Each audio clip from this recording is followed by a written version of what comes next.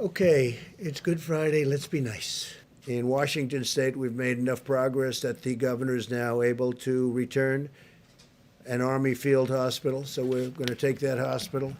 We don't think we need any more hospitals. We've built thousands of beds all over the country.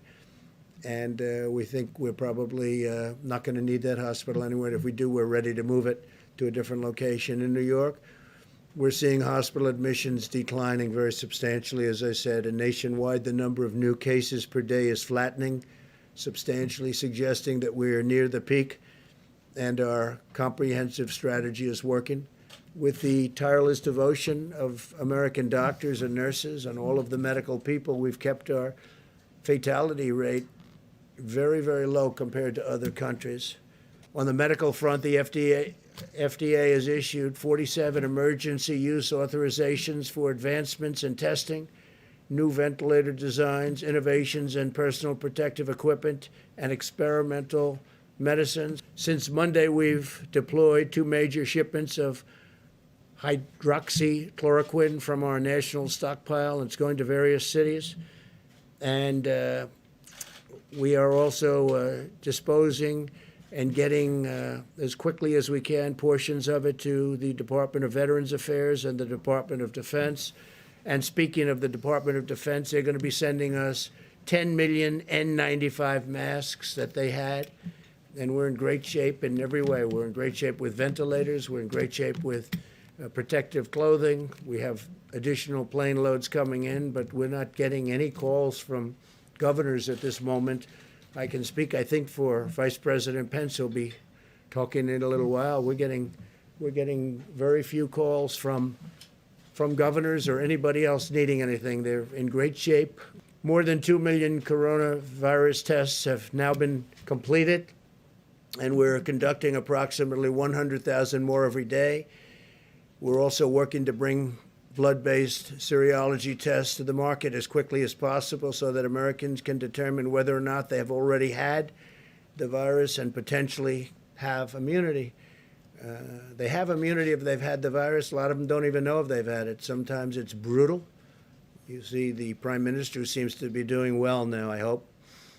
The NIH, CDC, and FDA are currently validating these antibody tests to ensure that they're accurate, and they're doing that at breakneck speed. I think we can say that, Doctor, and we're going to get them approved very quickly.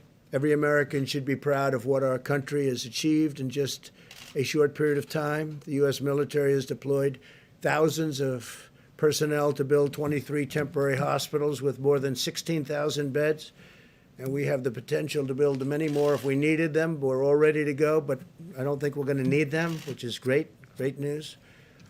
And we built those hospitals in 12 states and the District of Columbia using the Defense Production Act, and we used it like a hammer. A lot of the media said, oh, we weren't using it. We used it like a hammer. We have to get back.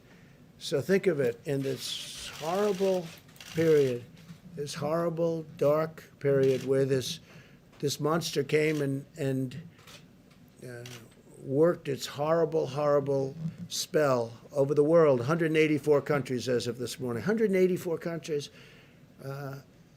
We've done well, and I guess the market thinks we've done well because we had the biggest stock market increase without one day. We're talking 4 days instead of 5, that we've had in 50 years.